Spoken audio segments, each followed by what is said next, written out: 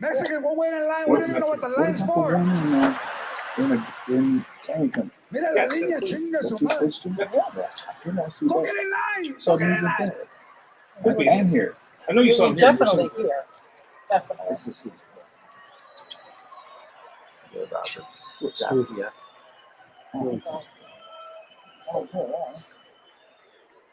And once you get in, you let everyone in. Tía, písale, cabrona. They're not gonna get you. Come on. There you go. Thank you. She got me. You know what? Just because we got on so well. I know. We're not happy for anybody. A true Latino is never happy when other people do well. Our first instinct is negative. Did you hear Ruben got a job at the hospital? The marijuana. Oh, I will tell you. Pinche marijuana working at I the will hospital. answer every question 100%. I'm gonna call up. Hello, hospital. Ruben's a marijuana over. That way he'll learn.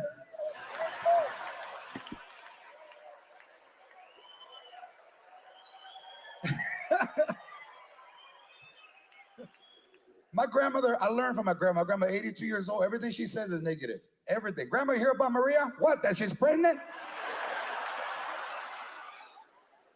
No, she's getting married. Like I said.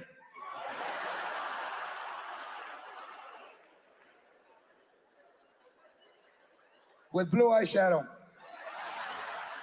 So you can see it, they keep their eyes closed. Are you gonna go to the wedding? I went to the first three. Más puta que la chinga. She got 4 kids getting married in a white dress. Tan loca la cabrona, white dress. No, hombre. A white dress, mira that white dress.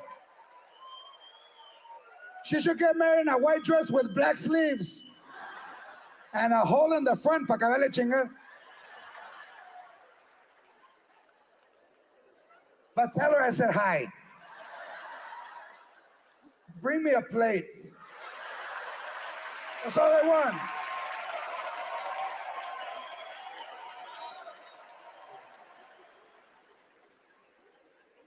We never say congratulations. You ever see people, man, that are happy for other people? Oh, God, you're awesome. Congratulations. You rock. We never say congratulations. What do we say? Oh, so now you think you're up bad or what? ¿Te crees muy chingón? We'll still kick your ass. Now go to the Hallmark store and look for that card.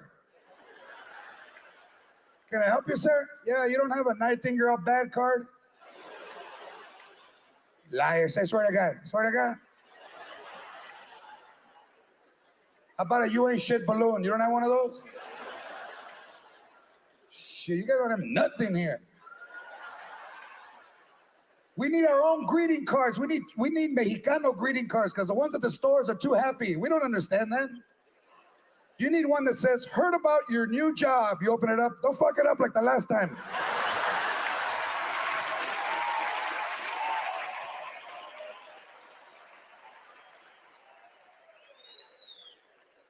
We're tough from the time we're kids. You get that tough love. Little babies cry, the mothers run over. Oh my God, Caitlin, are you all right?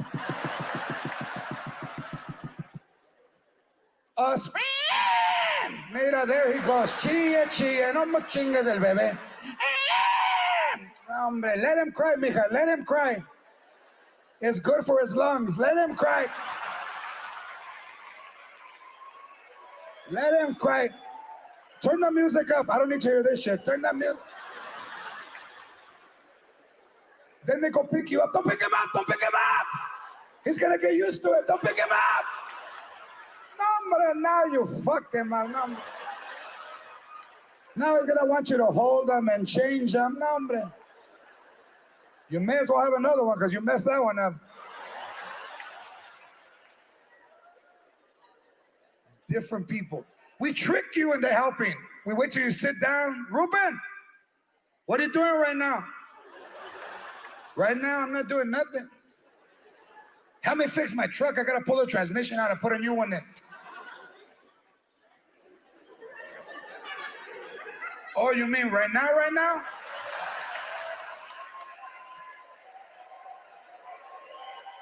Yeah. I can't do it right now, right now. When? Shit, probably later. Later. But not right now, right now. You should have told me before.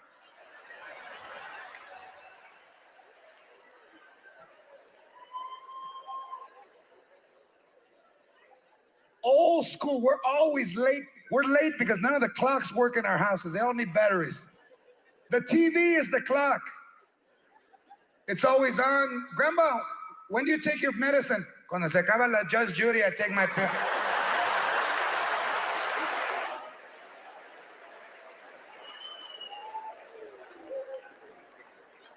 We don't have clocks in the house. All we have is calendars from every panaderia we've ever been to. On the walls, every wall. And it's the same picture, the Aztec dude and the dead lady.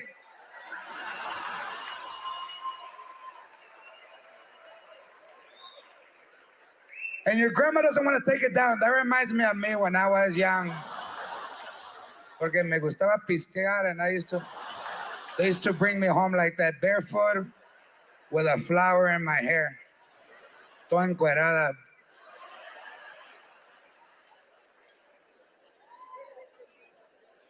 I never had a water hose at my house that had the metal end. You know? It was always cut and cut. The minute it had a hole over here, they cut. Córtalo, cabrón. Pinche hose was this long.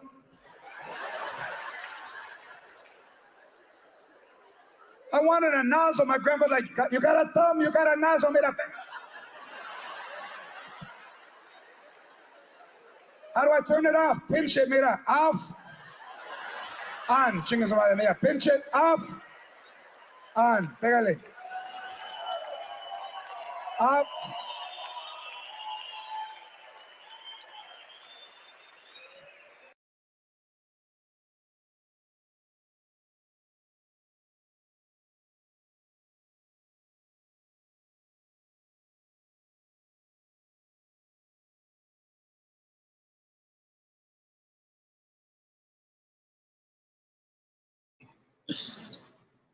Okay, am I looking? I'm looking here. Right? Yep.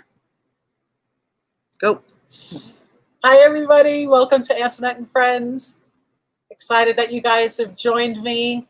Thank you for your support. I don't even know what to say. I'm really excited. And I could sit here and give you guys an impressive laundry list of this man's accomplishments, but I'm just going to do his greatest hits.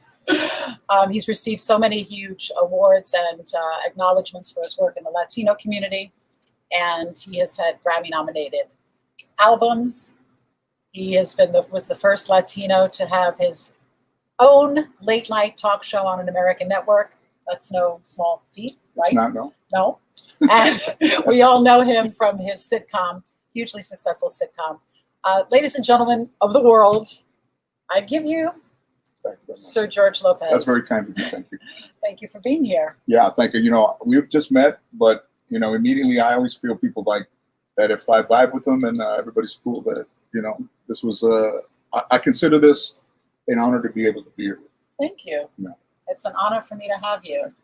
I met George, we were watching the Academy Awards, the last Academy Awards, and we had a lot of laughs. It was a great time. I may not have been as emotional when Bradley Cooper and Lady Gaga were singing to each other, but nonetheless, it was. We were crying. Inspiring. There was a lot of girls there, and we were like, "Oh my God, they're in love!" And George was like sitting there going, "No way!" You know, I called my man Michael Bearden, who was my band leader on my talk show, and I said, "Hey, MB man, is this legit?" And he's like, "No, G man, like they rehearsed it like that." You didn't want to burst our bubble. I told him after you. I said, because it looks so real. It did, and we kept stop framing it. We were like, "Look, nobody looks at anybody like that if they don't really love it." It was so. And at that time, Bradley Cooper's wife was the only really person that was keeping it real, because she was just like, she wasn't playing like wasn't playing there as part of it. Right. Powerful. Yeah. Well, thank you. You're welcome. Thank you. Everybody who watches Antoinette and Friends and knows that I have comedians and funny people on the show always know that I like to start from the beginning. And, one of the things about your comedy that struck me is that you have had like early childhood pain, and the pain is what makes you funny. The pain makes us funny. Right. And, were you funny as a kid, or did you get to a place where you were like, okay, I'm going to start making fun of the things that really...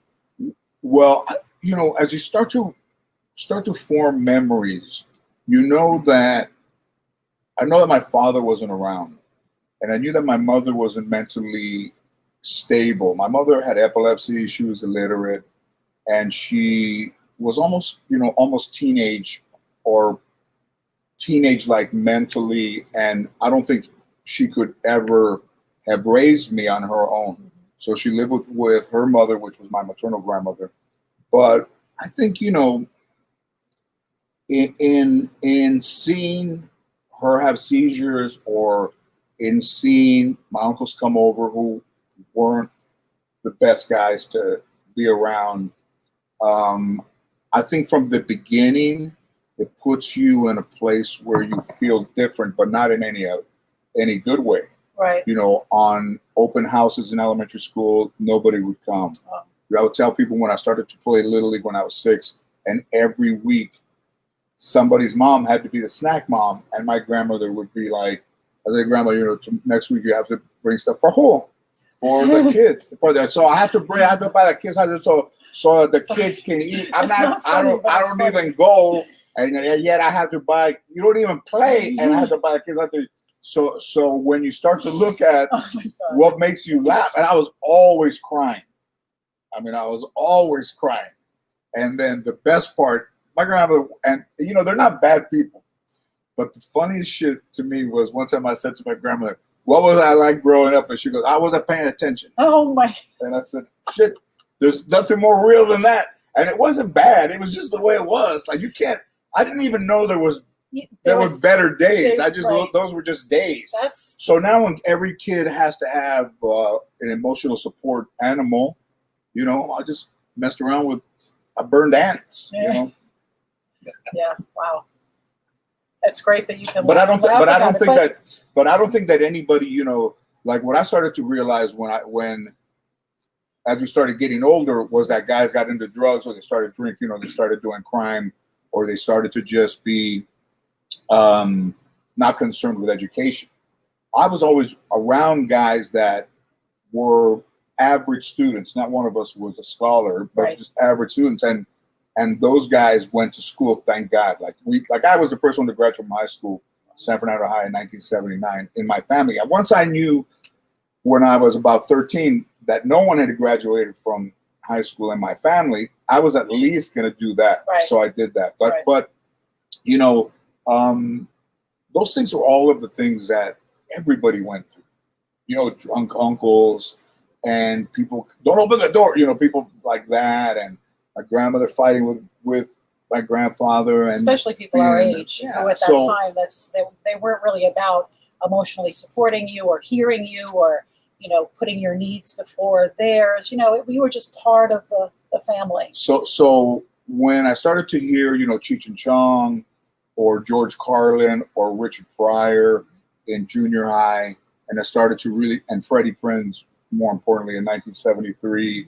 That those things kind of, and not that I was inherently funny, I was only funny around the guys that I grew up around. Everyone else I was quiet, but I got into comedy kind of early and watching the Tonight Show and doing all of that. So at least, I didn't love it, but at least I had found something when baseball season wasn't on, right? And that I could kind of look at. And how old were you?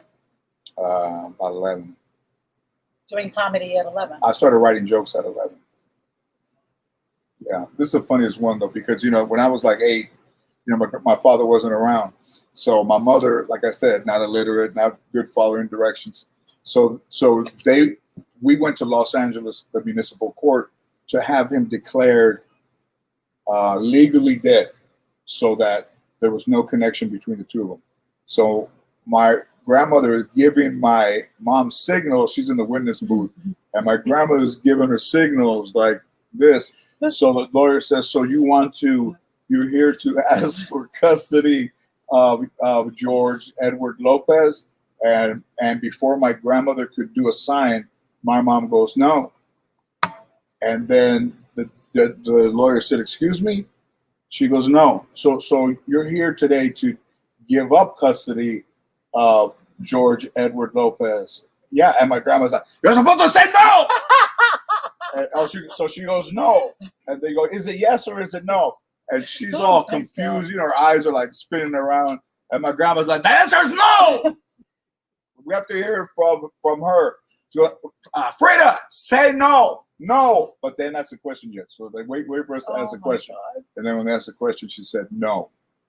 But I don't know where I would have gone to the foster home system. Right, exactly. Like that stuff to me is it's kind of funny. It's funny and it's more normal for you, but if you really think about It's pretty sad. it's pretty crazy. But like somebody said to me and really drove it home for me, if you didn't have that extreme painful situation, then you wouldn't really be that funny. It's like that's what forms you. You know, it's you know, and it wasn't just me. I mean, there's so many kids that were abused and neglected and left on their own, and latchkey kid stuff that the door would be left open and stuff like that. And you know, I'm still friends with a lot of guys that I grew up with, and it's not that I felt better than those guys. I just felt different than those guys. Tell me why. I just felt like in my heart, like at 12 or 13, you know, when I saw Freddie Prinze, and I was like, that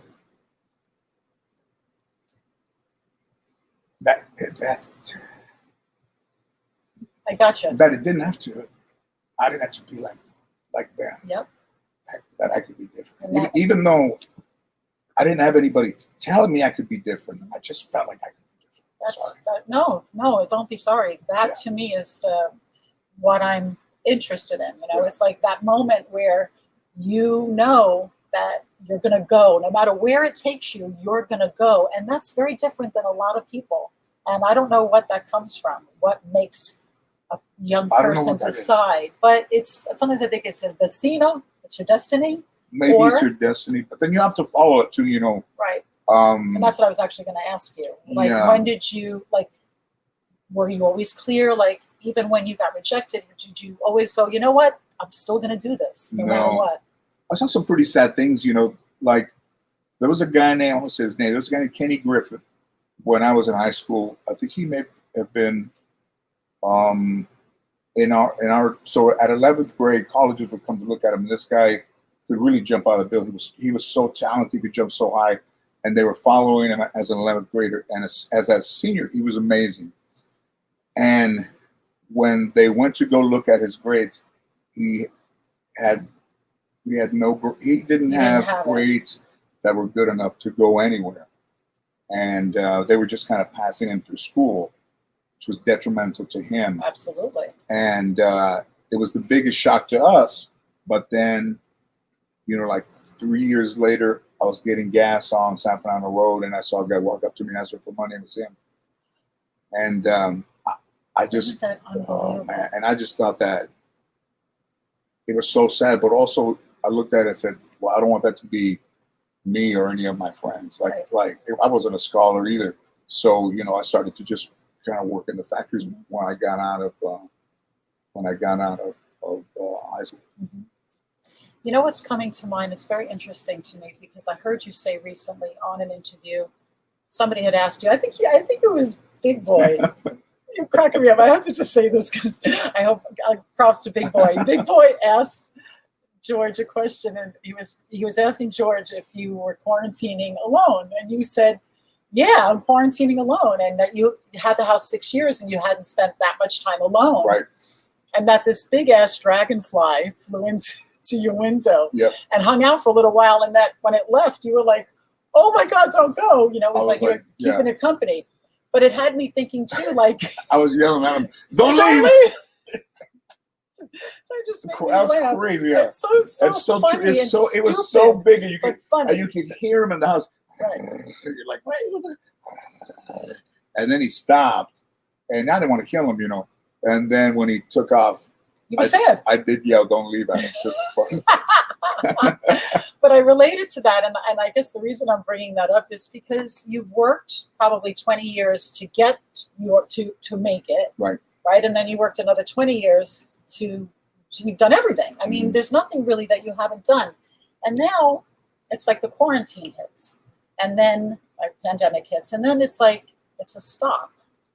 And I was wondering, like, what that's been like for you. Well, it's like I know what it's been like for everybody, but like what specifically came what up I think for I you? want to what I think I want to answer to that question is, there's no guarantee who's going to make it or who's not going to make it. But the only guarantee is that if you don't try, you're never going to make it. And if you quit, you're never going to make it. Or if you rely on somebody to give you a ride somewhere, you're never going to make it.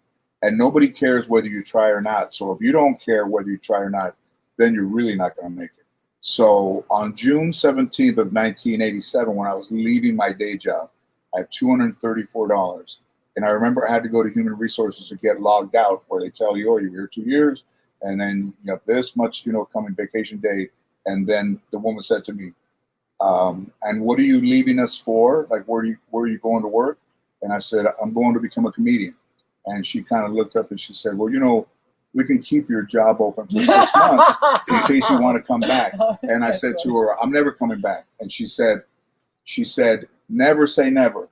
And I looked at her and I said, I'm never coming back. Because even though I didn't have the kind of the drive that I have now, I was always one of those guys that would never go back. I mean, even if I needed to go back, I wouldn't go back. But I think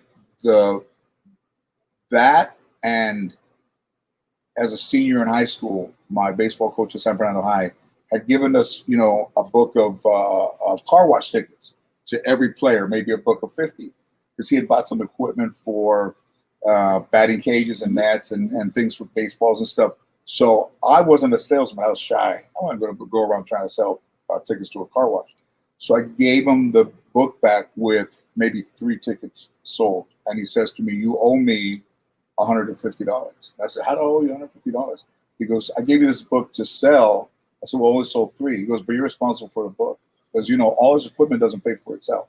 So you guys have to, raise the money to pay for that equipment. And I said, well, I'm not going to give you $150. So he got in my face and he said to me, you know what you are? I said, oh, what am I? Because you're a quitter. He said, you're a quitter. You will always be a quitter. And when things get tough, you're going to pack it in. I remember he said, pack it in. I said, is that right? And we were literally like this far away from each other. And he goes, that's right. He goes, because when it gets tough, you just quit. You just pack it in and you could give a shit. So, good luck to you in your life. Let's see how far you go being a quitter. Is that right? That's right. Now, look at my 2 friends. Their eyes are like this. See a guy, a 12th grader going at it with a teacher. So when I started playing golf in 81, me and my friend Ernie, when golf got too hard for me because I didn't take any lessons and hit the ball in the water, you miss it. At the end of maybe 4 holes or maybe 9 holes, I would leave. I would tell those guys, hey, man, I'm gonna take off. I'm like, where are you going? I was going to take off. I got something to do. Lies. I quit because it got hard. And about a year later, I was playing up in Silmar and I quit. And those guys were like, where are you going? So I got to take my grandmother. I left. And then when I got in the car, I could hear his voice saying to me, you're never going to be anything because you're a quitter and you've always been a quitter. I pulled over to the side of the road and I thought, God. So I waited about a week and I'd already out of school like 3 years. And he was still the coach in San Fernando High. And I walked over to him and waited till practice was over. And I went over to him and I apologized to him. I told him that I was sorry for the way I behaved and that he was right. And I said, hey, man, I just want to, thank you for what you did for me. Wow. I apologize for the way I behaved. Mm-hmm. And he said, did you come over here to tell me that?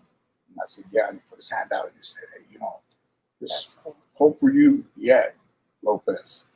And I could not have gone a day in my life without, and I don't really apologize. I just removed somebody from my life back then. Right.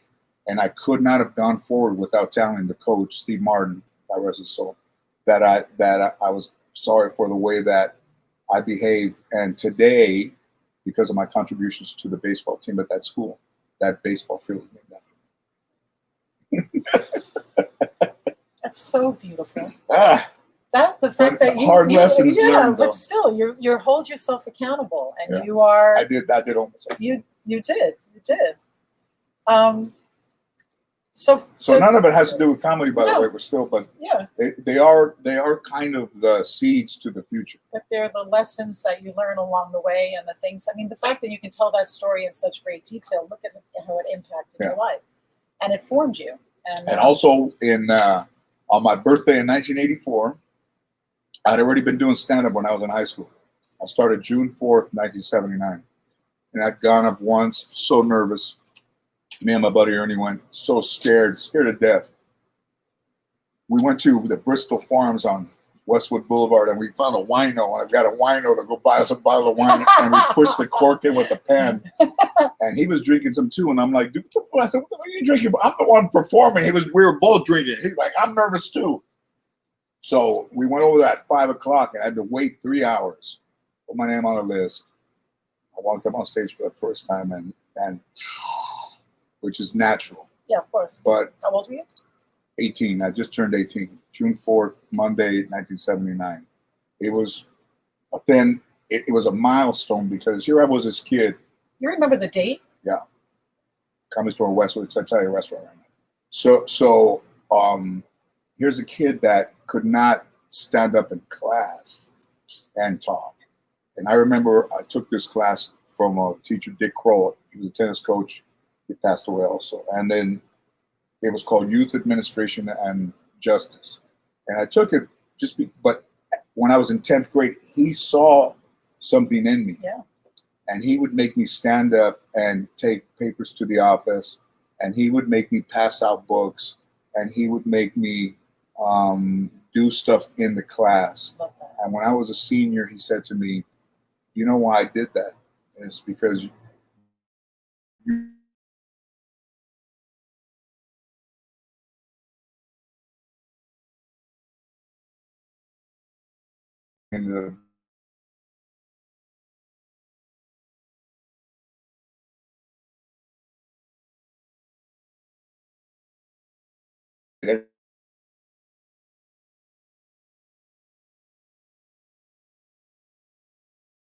but I did really, really well. And I think that it was the first time that I had ever received any type of attention like that and love and I'd never been that excited in my life at that point, and it was really amazing and me and Ernie were running around the streets trying to like find out. It's like cassette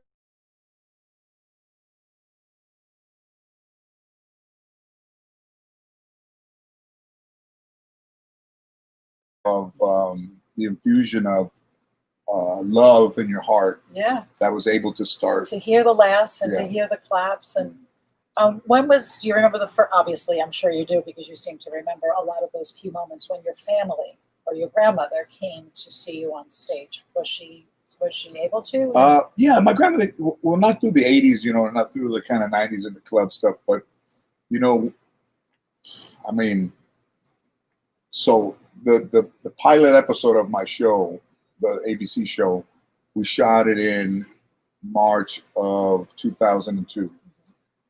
And my grandmother, and pilots run long. Right. And she didn't leave. It started at 5:30. You have to sit there and you can't get up. And Bruce Helford, who did Drew Carey, we're coming with Sands doing the Connors right now. He wanted everything to be perfect because you can't go back and do it again. So we were there till like 2:30, from 5:30 to 2:30, and my grandmother was there till 2:30. So at 2:30 in the morning, maybe 3 in the morning, I'm giving her a ride back to San Fernando around 5. Get up on San Fernando Mission. She gets in the car, and she hasn't said a word to me About what she about just... it, nothing.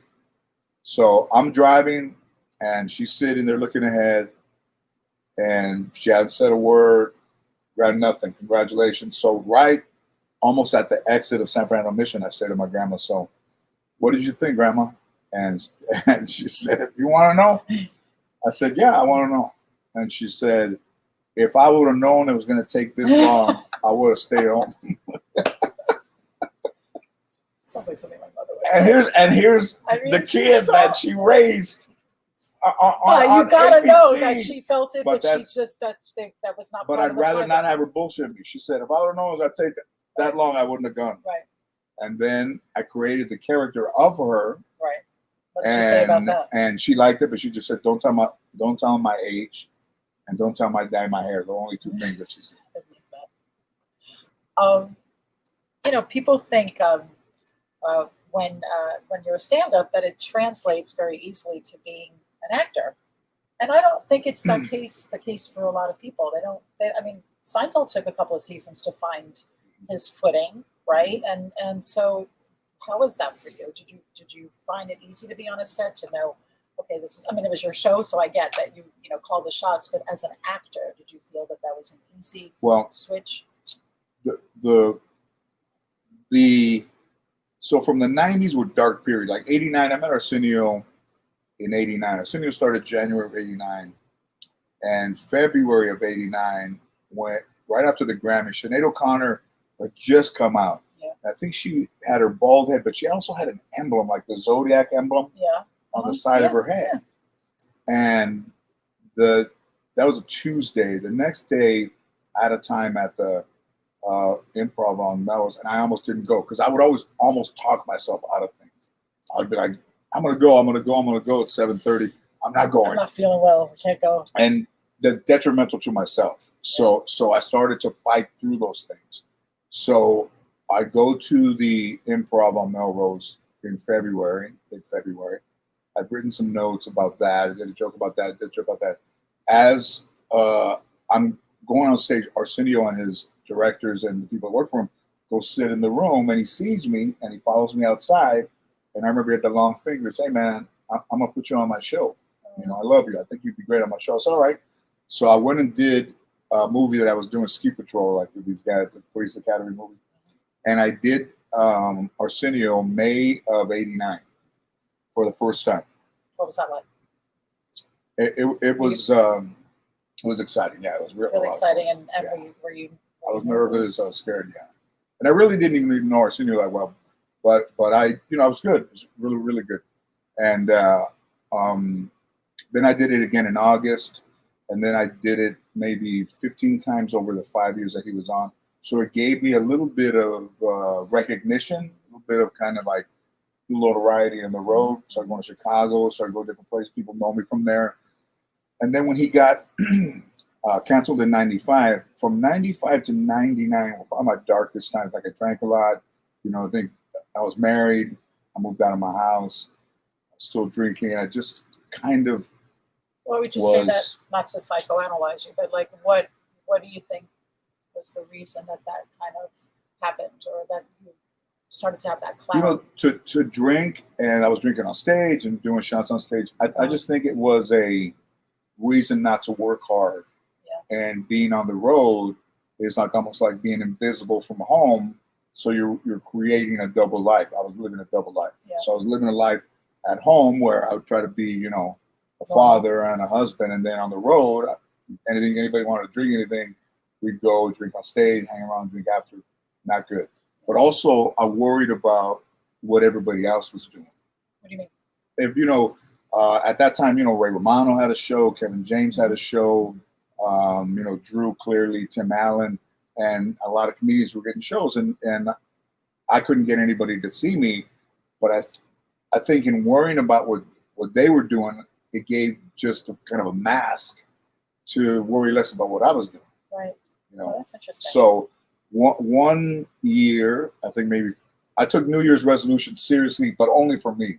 Like I would make a resolution just for myself. I wouldn't tell anybody. So in 98, 99, my resolution was I'm not going to worry about anybody else. I'm not going to be concerned with anybody else. I'm not going to hate anybody else. I'm not going to be concerned about what anybody else is doing. So, and this is, I've rarely told this story. So in that time, Chappelle had been at the Austin Comedy Club in Austin, Texas the week before. And I was drinking in between shows, and then to the second show, the manager comes and says, "Hey, Sandra Bullock just called. She lives in Austin, and I think she's going to come to the show." And I was like, "What?" Yeah, she's gonna come. She came to see Chappelle last week, and she's gonna come to see you.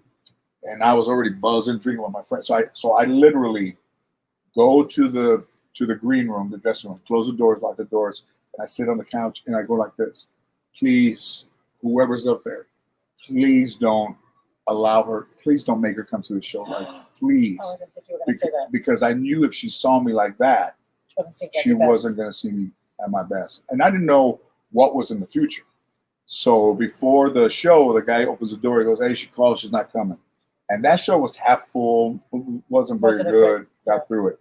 So in '99, I get a call from a guy who's still friends. He said, "I'm working with this independent producer, and they're thinking about doing a show with Latinos, but the kids are the focus and not the parents."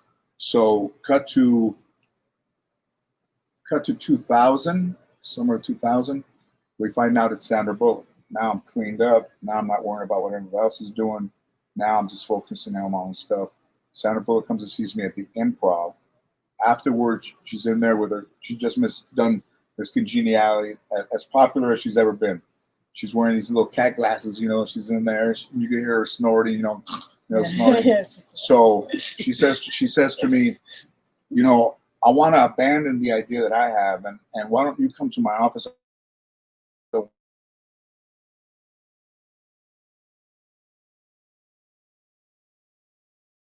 Right. So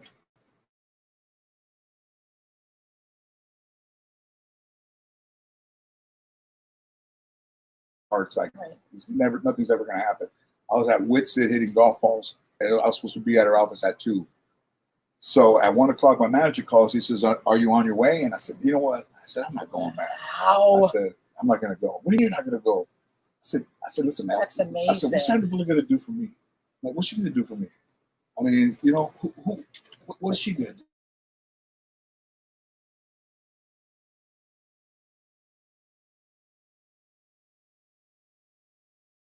3 hours, and she was live there taking all the notes down about the grandma, all the stuff.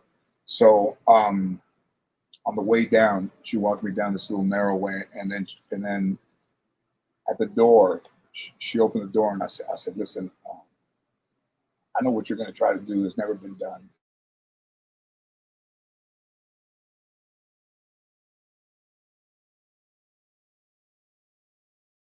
Thanks for this. I don't know what's going to happen." And she said to me, "Why don't you?" She said, "Why don't you worry about being funny, and why don't you let me worry about all that?" So I go to my car, and I'm crying in the car, and they knock on my window. They go, "You all right?" "Yeah." "We have somebody coming in 15 minutes. So I just couldn't believe it. I just couldn't believe that anybody would say that to me. It's beautiful. And but you attracted that, so it's some part of you that people could see that you weren't even sure you had, or that was hard for you to. It was just a time where she had lost her mother, and she was kind of disillusioned with the business. Yeah. But then she said, "I saw you, and you were so eager and so funny and so enthusiastic about everything that I said, I'm going to put all my efforts into this guy. It's beautiful. This guy, he deserves a chance." And you did. And without her, so if you like me, you can thank her. And if you don't, I don't know about that, because you probably something else great would have happened. Well, I think you always had to be ready, though. That was the other thing. Yeah, for sure. When opportunity knocks, you have to be prepared, because nobody was going to do me any favors. Like, no. She could get you. Somebody can get you to the point. But I remember there's this joke. These two guys are fighting, and then before the bell rings, one guy goes like that. And the guy says, "Well, what does that mean?" He goes, "They don't mean shit if you can't fight." So you got to be able to, at some point, you got to be able to, put up your dukes. You're gonna have to. Right. So opportunity knocks, but you got to be ready. Yeah. You actually have to. And that started. We took everything kind of, a moment at a time. You heard it first here, folks. So much. When you have an idea, a creative idea, does the idea dictate what format or what medium it takes? Or do you go, okay, I'm going to do a film and then I write the film? You know what I mean? Does like the creativity come first? It's funny because I did. They just they just announced that they were going to redo Shark Boy and Lava Girl. With Taylor Lautner's first movie. I remember Robert Rodriguez said to me, because he was on my show, his band, and then I remember he said to me, "Hey man, I got this idea." His son actually wrote the concept, and about these two kids that when they dream, they go into this land, and then you're their teacher, and then you're like the bad guy in their dreams. And I remember he said to me, "I found this 12-year-old kid, man. You're not gonna believe it. This kid's like a martial artist, attractive. This guy's gonna be a huge star." And then we were outside. His studios were where the old Austin, the airport was. So he's outside of his trailer, and he goes, "Taylor, come over here." This is George Lopez. He's 12 years old. He goes, "Show him a little bit of what you can do." So this kid runs and does like 5 front flips, does a twist, lands on his feet, and does like a karate like this. And I'm like, "Man, what you find this dude?" He goes, "Right? He's gonna be a star." So that was his first movie, and then I played the teacher and Mr. Electric, and from meeting Robert and from doing that started the voiceover kind of part of the life, right? So in being a Latino, I met Robert at a party. I said, "How'd you like to do my show?" I invited people to do my show. He did it, and then I just started to kind of connect the dots with people that I would meet. Right. I wouldn't rely on the casting director to try to find a guest star. You would do it. I'd learn enough. Yeah, like we did one with Doug the Bounty Hunter, and then one of the writers said, we should cast like the mayor to come and say that I would pretend that I was the mayor, and then you're not the mayor. So then they said, well, we'll just hire a guy to be the mayor. And I said, well, why don't we just ask Villaraigosa if he wants to do it? And I called him. I knew him. I called him, and he's on that episode as well. At the end of the show, he comes in and goes, "Hey, stop pretending to be me." So the things that you have done, given what you come from, it probably shock you every now and then, right? I started to think that I was different that way when I was married. Early on, Anne would say to me, because she knew that I was not. So where did you guys meet? Just so I have at the Ice House in maybe 89. But she would say, "Go over there and say hello to that guy," and I would go, "Oh," she would just go over and say hello, and I couldn't.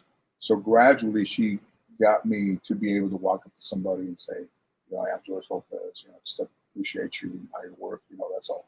And that was a big thing because I wouldn't do it. I would just ignore people or not initiate conversation. That's amazing. So you're from Mission Hills. Yeah.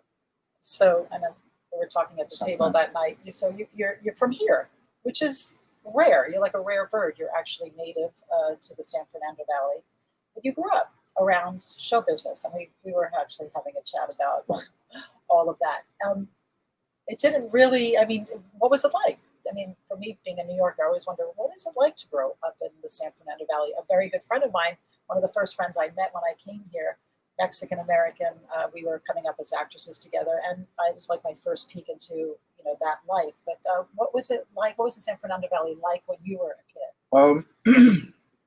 Trees, Let's see. Fruit trees, and was it all fruit trees. Everybody, they're all tract homes, so Right. everybody had orange trees, lemon trees, plum trees in their yard, peach trees. amazing. But also, remember Johnny Whitaker from Family Affair? Yeah. And he was in Sigmund and the We're Sea dating Monsters. ourselves now. Yeah, way Way back. back. But, Yeah. so Johnny Whitaker was from Silmar, and I was from San Fernando. And once in a while, you would see him, so you couldn't miss him with the red hair. Yeah. You'd be like, oh, so it was impressive to see somebody that you had seen on television.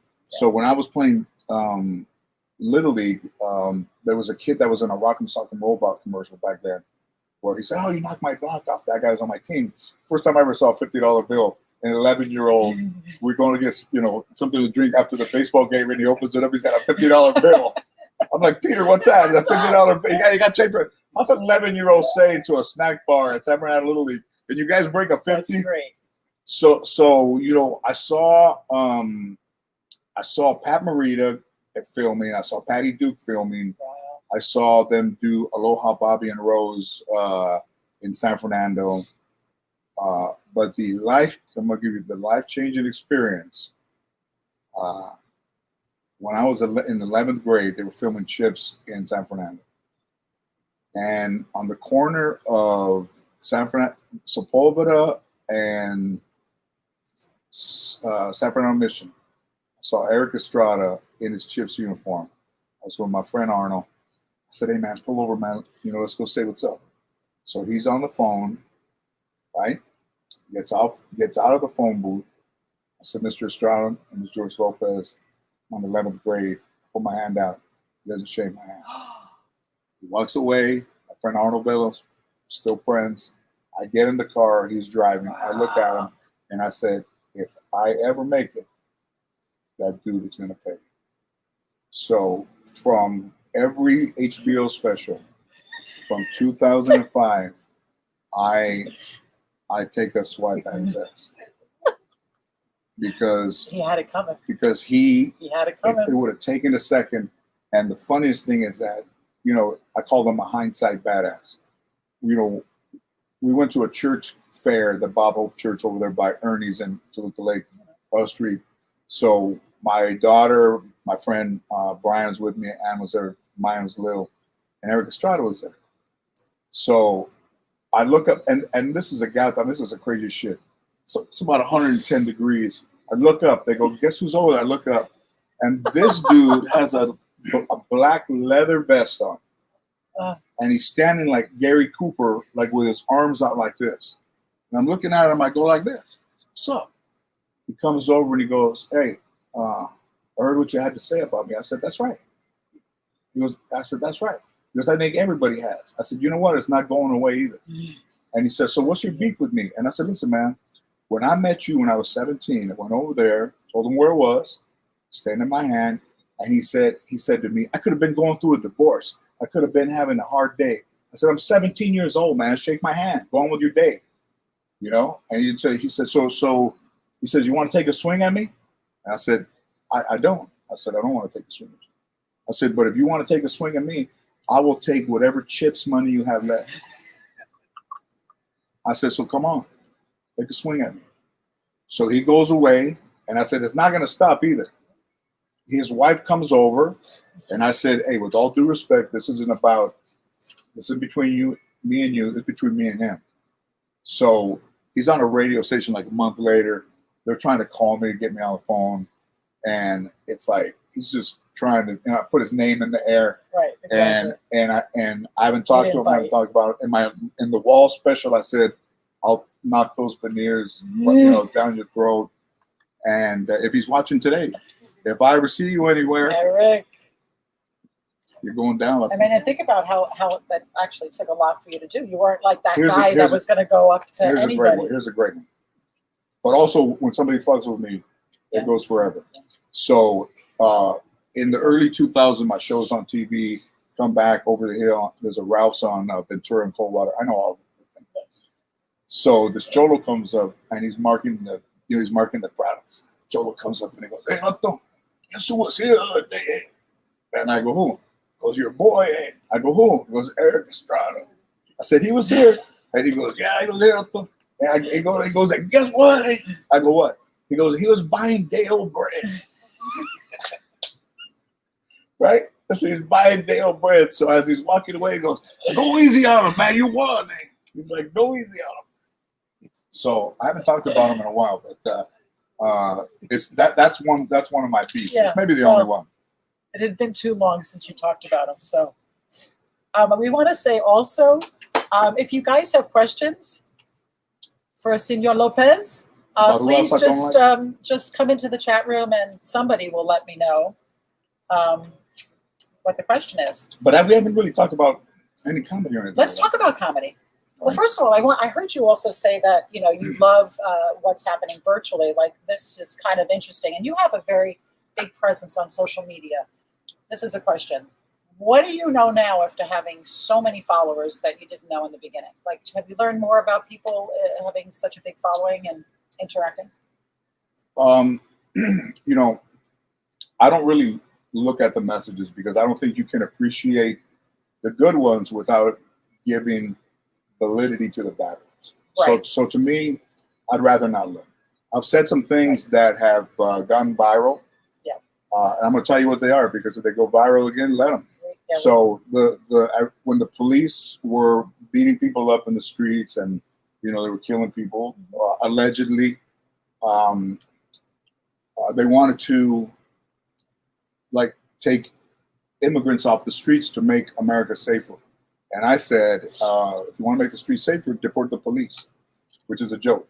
And I got a lot of hate messages from police officers, and with their names and pictures. I didn't turn any of them in because it's comedy to me. They'll be able to laugh. You don't like it? Right. That's it. Right. So between that and We'll Do It for Half, which is the name of my Netflix special.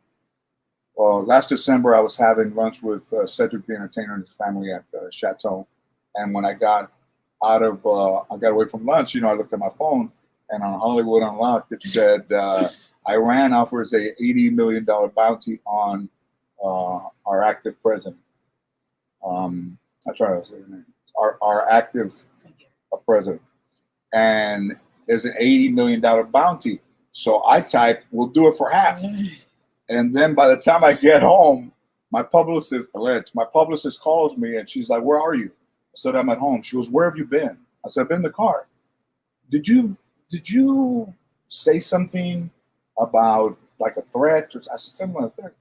About, I said, yeah, we'll do it for half. Well, all the right wing, all the conservative groups wanted me arrested, wanted me put in prison, wanted me to whatever, take my show off, everything, going to do everything to me. I said, it was a joke. Yeah. I don't apologize. And I don't apologize. Yeah. So, Secret Service, they called my lawyer. They said, we're going to visit Mr. Lopez at his home in the next couple of days. I said, all right. They said, hey, man, the Secret Service is going to come and see you. I actually saw it on the news first. Okay, what did you feel? Were you nervous? Well, it's a joke. I mean, it's a joke. I know, but when you hear that, like, do you go, oh, because you didn't do anything that intentional, and it was a joke, but it didn't make you Was I nervous? Let's see. I mean, I don't know. Secret Service makes me nervous. No, I don't think I was. But everything makes me nervous. I don't think I was nervous. I got a great picture of them from my Ring camera too. By the way. I took some pictures of them before I opened the door. Because they were both at the Ring camera, and I said, don't let. I said, don't let. Say that? I've never said that, but I got some great ones. I got some great ones.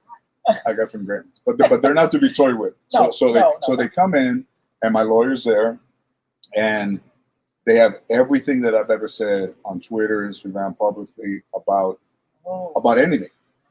And there was a T-shirt back in a point where El Chapo was holding the head, and then I retweeted it, and they asked me if I thought that was funny, and I said no.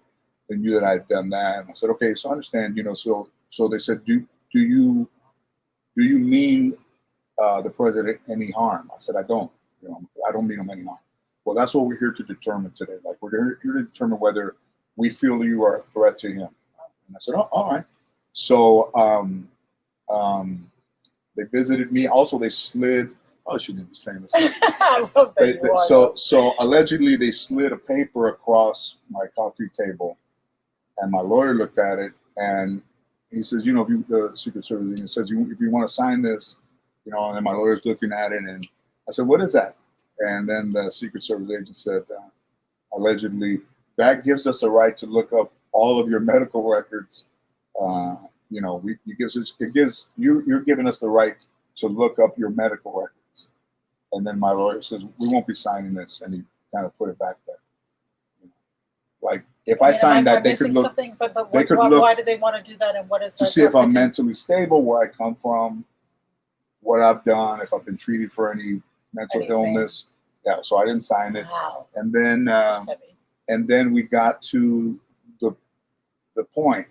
The day that you wrote, we'll do it for half, did you consider that a threat? This is the best. The threat. And I said, actually, no. I said, I considered it an estimate of my work, not a threat. And then the guy said, you think that's funny? And I said, I do think that's funny, but in no way did I mean it as a threat. So I've done the Netflix stuff. And then, with Troy Miller from Dakota, who did all the Arrested Development stuff. And I said, what are we going to call this thing? And he said, hey, man, You got to call it with good for half. It's the only, It's the the only title. It's the best title. That's a great So, story. Thank you for sharing that. Would I do it more? You know, go attack him more? I don't think so. I think after almost 4 years, I've done everything I needed to do. Right. I think Right. everything speaks for itself, Right. and I don't think it's funny anymore. So Right. no more I hear you. jokes. Cheers to that. As you were telling the story, I was thinking about the last time you were here at the Canyon. Ted Nugent was playing. Yeah. And I appreciate very much that what you said to me on the phone this morning, which is, we can agree to disagree, but that's the whole point. Everybody gets the right to decide what they want to believe. The thing what they do believe. The thing that social media has done is it's given people the right to point a finger and maybe get whoever follows them to follow the finger. But, pointing the finger at somebody else is judgment. And I try to be non-judgmental, so Ted Nugent, who I love from high school. I know. He was telling me this morning. I was like, oh my God, that's a very interesting connection. All my guys love him. Yeah. He's very loved here. Back in the day. Oh, yeah. So we first see Ted Nugent, 70, I hadn't met him when I was doing my talk show. I booked him on my show. He said controversial things about Obama, Michelle Obama, incredibly controversial things. And I didn't take him to task. It was just his opinion. And we became friends. And he invited me to his shows. We stayed in contact. And we just love music. Like he's a Detroit dude. I love music. He likes the kind of music I like. And the times that I posted a picture of us, I just get all of this stuff. Yeah. Absolutely. And it doesn't matter. But, that's me. You do you. The less that people are like, why do you do, the less fingers we point, the better we'll be as a culture, because people should be responsible for their own decisions. So when the Secret Service was going to come and see me, the first call I got was from him. And he said to me, great. If you need any tips on how to, disarm them, right. Call me and I'll help you out. But he called me and he was very cool. And then I did his wife's, Shemaine is like, a health person. So I did his, her podcast and Zoom. And so I don't go by a person's politics, because, we used to be able to agree to disagree, and that's all gone. Yeah. And I'm not going to let either people that like me for my comedy but hate me for that affect your choices, affect my emotions. Yeah, for sure. Yeah, and he's cool. Yeah, totally cool. He gives a good show. He sells out every time here. Yeah. It's usually a big night. So talking about your talk show, because I could use any tips you have. You listen. That's number one. Thank you. Well, also having a great guest on is also good. So thank you for that. You're welcome. Is there anything? Would you like to do that again? It was great to see you on Kimmel the other night. That was awesome, and I think a lot of people felt that way. That's why I dyed my hair. Yeah, it's great. It was already almost all the way gray, so I said, "Why don't we do like all the way platinum, all the way blonde?" Right, exactly. But that was a lot of fun. So that was a lot of fun to do, because I think they forgot that I maybe had a show, so they left. They want you there at 10:15 for 2 o'clock.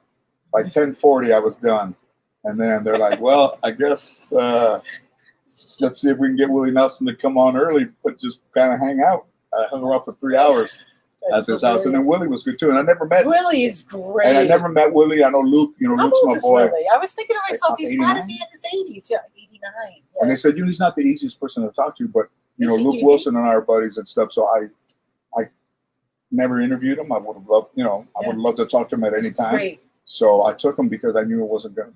They said it wasn't going to be easy, but it's great. That was great. awesome. You did really good. Yeah. What is this note here? They love your hair. They love my hair. Thank you, everybody. But also, what do I think about young Latino millennials of the next generation? Entertainers or people? Well, I don't know. What do you think is funny about young Latino millennials? I don't know. Of the next generation. Well, I guess the performers. Well, first of all, regardless of advances in technology, everything still has to come from here. So you can't look at something and be like, okay, that's a great idea. you know, this whole Emmy with no Latino representation of Emmys, you know, the way for us to get ahead is to not write Latino stories. Write stories that are maybe yours. Write stories that pertain to you, but don't necessarily make them of one particular group of people. Because you know, you could look at all the comedies. You look at Everybody Loves Raymond.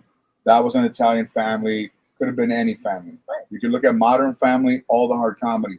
So don't feel like you need to either shield yourself with your ethnicity, remove that, and then just be a writer. Just be a comedian. Just write stories about people. Write stories about you. You can read Catcher in the Rye. You could read, you know, incredible books, and their ethnicity means nothing. So let's not continue to label ourselves as Latinos first, and then an actress second. So just, you know, and it's not easy.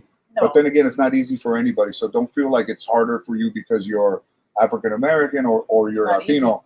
It's hard for everybody. And you know, just because you have some success doesn't make it easier. It's still hard. Well, what is it that they say? You know, it takes a lot of hard work to have success, and then it takes a lot harder work to actually keep your success. Yes. It never ends. But also, you know, in if there's a, let's say if there's a well, if you have a well and it's your well, all of your pain and success and love and your decisions, your right decision, go into that well. And that's where you pull. Ben Kingsley said that too. Like all your bad experiences go into a bottle or a well. When we had a friend of mine, Guillermo, when we were 15, and he was driving at General Motors. He was driving. So every day at 10 o'clock, we would drive to Hollywood Boulevard and we'd go get coffee and we'd go get donuts and we would walk, you know, a couple blocks from Hollywood Boulevard, Grandma's Chinese. And I would look at the stars on Hollywood Boulevard and I would see George Burns' star and I would stand at George Burns' star and I would imagine that my name was there instead of George Burns' name. Amazing. I would stand there, they'd go, come on. And I would look down and I would see George Lopez. I would see George Burns. I would see George Lopez. And never thinking that maybe one day, you know, never. Probably somewhere you were thinking that. Here's the things I'm most proud of. So Steve Edwards got a star on the Walk of Fame. He was from Good Day LA. He'd been doing, you know, he'd been here for 40 years. And I went to, he asked me to speak at a ceremony. We've been friends a long time. And afterwards, Johnny Grant, the guy, you know, he passed away, the mayor of Hollywood, said to me, you know, it's about time that we put you into the Walk of Fame. And I said to him, I'm not going in unless Freddie Prinze goes in. And then he has his assistant and he says, I think Freddie Prinze is in. And he says, isn't Freddie Prinze in? He goes, I don't know. So we'll check. So I said, I don't think he's not in. So I said, but I'm not going in unless he goes in. So about a week later, they call me. They go, he's not in, but if you want to sponsor him in. So I sponsored him in. And that day, Freddie Jr. was there. His widow was there. All the business people, Freddie's friends from New York were there. Paul Williams, just a group of people who loved him and things. So Junior and I had become friends, and Kathy, the widow, and I became friends. So about, I don't know, like maybe 10 minutes before the ceremony, they said no.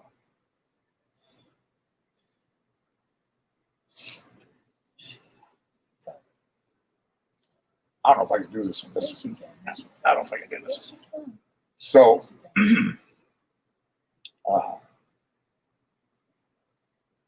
so Freddie Jr. is on the phone, and he says, George, wait a minute.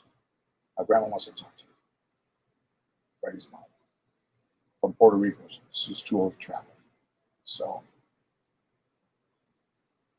I get on the phone and she says,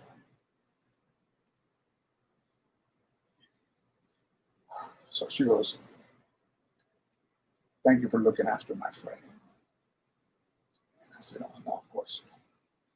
And she says, if my Freddie was alive, you and him would be. So I went and did that. Amazing. So I went and did that. And then, so there's pictures of it. You can look at it. Just like the baseball coach. Could not have gone into the Walk of Fame without Fred being in. Then the next one is Richard Pryor. So Richard Pryor is my living idol. And then I meet him when Richard Pryor had MS. It was the same year that satellite radio started, maybe 93, 94. And I was just a working comedian. And I hear that he has MS, and I hear that he's, going to be kind of in the bed. And I go to Best Buy and I buy him a satellite radio. I paid for like 2 years of it. I don't even know him. And they call his office and I give it to him. It's in his room. He's listening to music. I just want to have music, So I meet him before he passes. I go to his house, talk to him, and I have some stuff that was his in my house, very personal stuff. And I know that they had planned to do a statue in Peoria. Like Peoria had looked past Richard Pryor because he was on drugs, there was something on fire. There's a 100 reasons for Right. Peoria not to be like fuck Richard Pryor. Right. So right around the mid 2000s, they start to honor him, and they get this guy Preston Jackson to do a 7-foot statue, and it's half done, and Jennifer Pryor and I became friends, and I know the statue's half done, and they run out of money. And in about 2012. I say to my agent, I said, hey man, while I'm in Chicago at the Chicago Theater, why don't we look at the next day going to Peoria and raising money to finish Richard's statue by $85,000. And that's a good idea. So I call and respectfully, I call these guys and they said no, business wise. Call Chris Rock, he couldn't do it because he was about to go on the road. Call Chappelle couldn't do it for whatever reason. That's fine. I call Steve Harvey. Steve Harvey couldn't do it. He wasn't doing stand-up. Whatever. Okay. I call Mike Epps. I think he was going to play Richard Pryor at that time. Mike Epps says yes. I call Cedric the Entertainer. Let me check my schedule. Works out. D.L. Hughley was in Seattle.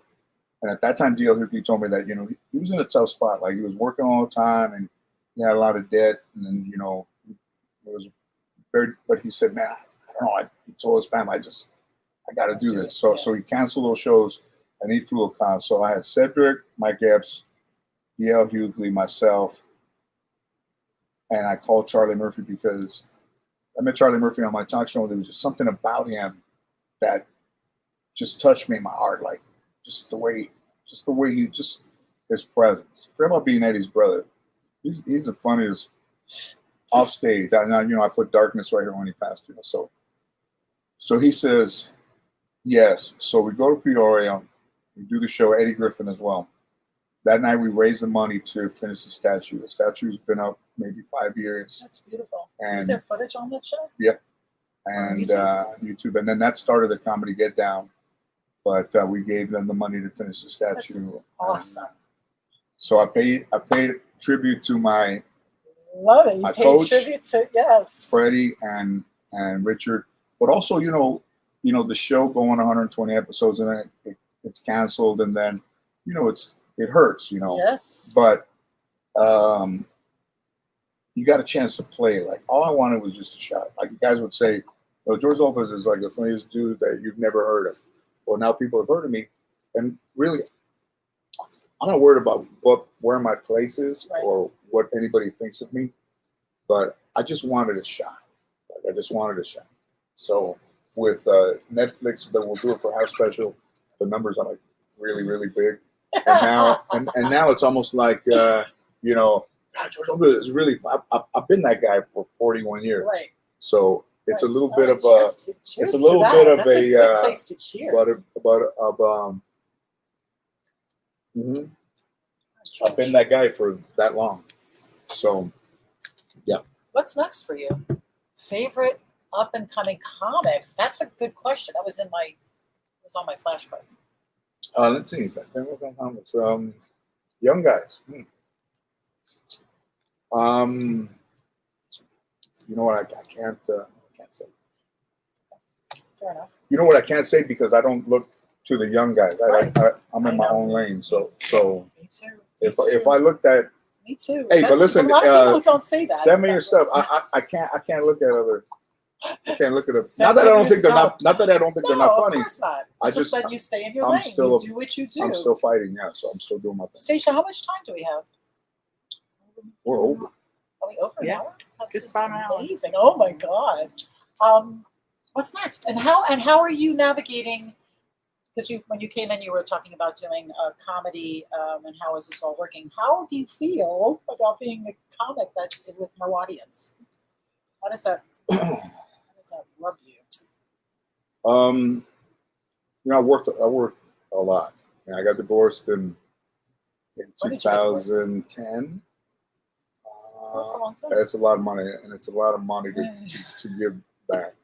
Sorry. God bless. But you know, I was unkind to my wife when I was married. I wasn't a good person. That's a big thing for you to say. Yeah, I wasn't a good person, but also I was who I was. Like I And think also, you had a very tough upbringing, so it made you who No, you are. but- I'm not saying that gives No. you free range to do it, but you know, people have their demons. Right? Well, I think that if somebody, you know, if you want a red car, buy a red car.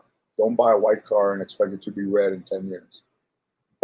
Get what you want the first time so that you don't have to change somebody into somebody that you want when somebody is really not that person, because we're all wired differently. And a lot of times I couldn't get to that place that she wanted for me to be emotionally, because part of what made me good at what I was doing was that I had no emotion. Like I was never nervous, I was never afraid, and I was never unsure in that regard. But when it came to feelings, I put up a wall because it hurt so much growing up that you have to put something up. Like if somebody's throwing rocks at you, you eventually you'd find maybe a board to cover yourself. So she couldn't get to that person because I think she expected me to just be him automatically. Right. And I wasn't him. Right. So, which wasn't necessarily the fairest. And that's deep. And I mean, you know, that's deep and honest. Yeah. I appreciate that. I had some very good friends that said to me, you know, you were never a bad provider, you were a bad husband. So, and I said, and I agree. But would I get married again? Probably not. And you know, well, I was going to ask you what you think of the idea of marriage, because it's changing now. So many people are not marrying. Most people that are married are getting divorced. People are trying to figure out, does marriage even work? Like, is it in a concept? Does it really even work? That's you a great don't idea. know, right? I mean, it's a great question. It is a good question. So you know, I think that there's things that stay with you. Like I spent a lot of time alone as a child. Spent a lot of as an only child. Spent a lot of time alone. Wasn't lonely, but I spent a lot of time alone. You know, on the road, you're in a place where you're, you know, not lonely, but you know, alone. And then I picked guitar. You can play alone, and I picked golf. You can do alone. So my therapist is like, bro, you pick all the things that you can do alone instead of picking like volleyball or being on a softball team where I need 8 other people. I don't want 8 other people. So there's nothing wrong with me being upstairs doing this. And I remember one time he said, well, what were you trying to do when you were 12? I said, I'm doing the same shit I'm doing right now. I'm trying to learn how to play golf and playing my guitar downstairs. I didn't have an upstairs. But I just think, you know, emotionally, some people get, I hate to say set in their ways, but at this particular time at 59, you know, I'm more looking for the door than I'm looking for the entrance. That was profound. All right, we're gonna end with a final question. I always ask this: if you, as an adult, would say one thing to 7-year-old George that would help 7-year-old George a little bit, to make it a little easier for him, what would you say to him? I would say to him, to not be afraid of everything. But then if little George was 15, I'd tell little George not to have sex until he was in his 20s, because I think that being available or unavailable emotionally and being an adolescent and having sex, I think that's really I profound. think it destroyed me. I wish I hadn't. It destroyed me because I was already removed, so I couldn't give somebody something And then it's very confusing. and then it's just the act. It's not the emotion. Right. So let's say George is 14. Right. I would say don't have sex. Don't have sex. Don't have sex at 14. Be friends. That's good. Thank you for answering that honestly. What's next? Where can we find you? Do you? I'm doing my roots. George will be doing his roots. I'm not doing anything. And you know what? Everybody that's watching, and I'm I not either, by appreciate the way. everybody. I'll say it right now. I may be done with stand-up. I may never work again. On my choice. So if you see, we'll do it for half on Netflix. You may be seeing the last time you see me on stage. There you go. That's an exclusive. Foundation. One last question. So George has the George Lopez Foundation, which he started with Anne back in. Yeah, back in 2005. We help military families. We also have kids who are affected by kidney disease and people information about kidney disease. And it's been a great foundation. We've helped a lot of people. And I decided to do it because after I had my transplant in 2005, a day and a half after, I felt better than I had felt in my life. Right. And at that particular time, I thought, if I can feel this good, I think it would be a disservice to health to be able to, for me to go on healthy and leave people behind who are I sick. love that. And tax collector starts. Oh wait, tax collector! 87. Oh my God, Lana. David, So David Ayer. I met George through Lana Padilla, who's Yeah. in the tax collector as well. Amazing. Amazing. She says she's not in it, but she's she's in it more than I am. She's in it. She's in it. And anyway, yes, we're promoting that. So that's out when, or is it I already think the out? 7th. We saw the premiere last night at a drive-in, and Conejo, all these guys. There's some incredible actors. Looks really good. Bobby Soto, Cindy, and all this. And David Ayer did a great thing, and you have to watch it to see it. He brought cultures together that you wouldn't see it together, and especially in times right now where everything's so fractured. This movie brings people together. Some people get sawed in half, but they're brought together. Yeah. The sawing in half brings them together. Thank you, George. You're welcome. Thank you all. This has been amazing, and I really appreciate you all tuning in, and I look forward to the next time, and love you all. Thank you, everybody. Bye-bye. All right. All right. What did you say? Piper?